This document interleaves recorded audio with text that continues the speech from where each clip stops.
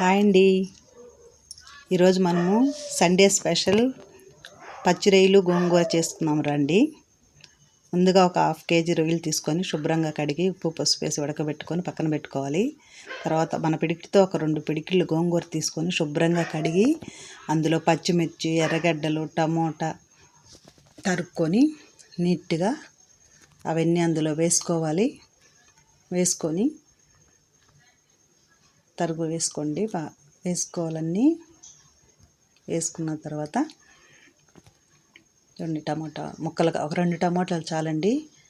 Already మనం కర్రీలో వేస్తాం కాబట్టి ఉప్పు కొద్దిగా, నేను పచ్చిమిర్చి కూడా తక్కువ వేసుకోవాలండి. ఎందుకంటే దాంట్లో మనం కారం వేస్తాం, మళ్ళీ ఎక్కువ స్పైసీ అయిపోతుంది కాబట్టి మూత పెట్టుకొని ఉడికించుకోవాలి. బాగా ఉడకాలి.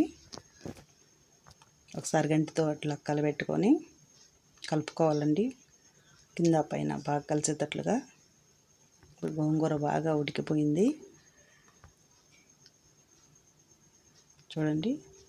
తర్వాత దింపేసుకొని వాటర్ వంపేసుకొని దాన్ని ముద్దకంతో కొంచెం వెన్నించుకోవాలండి. బాగా వెన్నించుకున్న తర్వాత పక్కన పెట్టుకొని ఇందులోకి మసాలా అండి, ధనియాలు, పట్టా, మొగ్గ అవి వేసుకొని వేయించుకొని అందులో ఒక టమోటా వేసుకొని, టమోటా ఎర్రగడ్డ కూడా వేసుకొని దాన్ని పేస్ట్ చేసుకోండి. మిక్సీ పట్టుకోండి. మిక్సీ పట్టేది నేను చూపించలేదండి. ఈ మసాలానంతా పేస్ట్ పట్టేసుకొని పక్కన పెట్టుకోండి. తర్వాత పాన్ పెట్టుకొని అందులో ఆయిల్ వేసుకొని పోపు దినుసులన్నీ వేసుకోండి. పోపు దినుసులు బాగా చిటపట్లాడాక పోపు దినుసులు బాగా చిటపట్లాడాయండి బాగా. తర్వాత ఉల్లిపాయలు వేసుకోండి. ఉల్లిపాయలను ఒకసారి బాగా కలిపి అందులోనే కాస్త ఉప్పు కలపండి ఒకసారి. ఎర్రగడ్డలు బాగా మగ్గుతాయండి, ఉప్పు వేసినందువల్ల త్వరగా మగ్గుతాయి.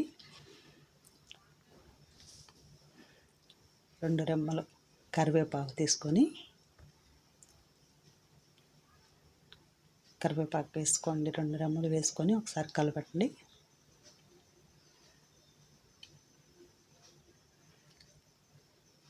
తర్వాత 1 స్పూన్ పసుపు వేసుకోండి.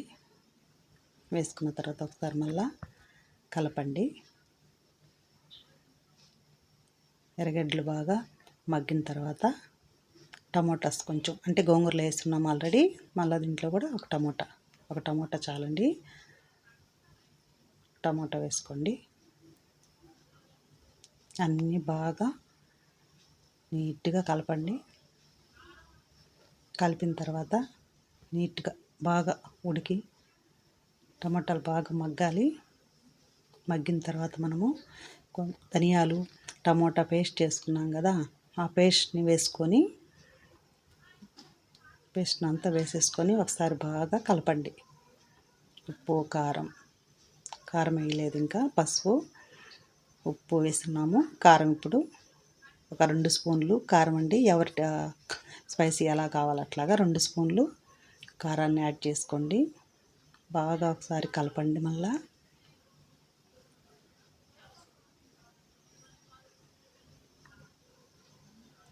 తర్వాత రొయ్యల్ని ఉడకబెట్టి పక్కన పెట్టుకున్నటువంటి రొయ్యల్ని వేసుకొని ఒకసారి బాగా కలిపి నీట్గా వేసుకోండి. బాగా కలపండి. ఉప్పు కారం బాగా పట్టే వరకు బాగా కలిపి కొంచెం వాటర్ని తీసుకొని, మనం మిక్సీ పట్టాం కదా అందులోని వాటర్ని తీసుకొని వాటర్ పోసి బాగా ఒకసారి వాటర్ని ఉప్పు కారం బాగా కలిసేలాగా కలిపేసేయండి. బాగా కలుపుకొని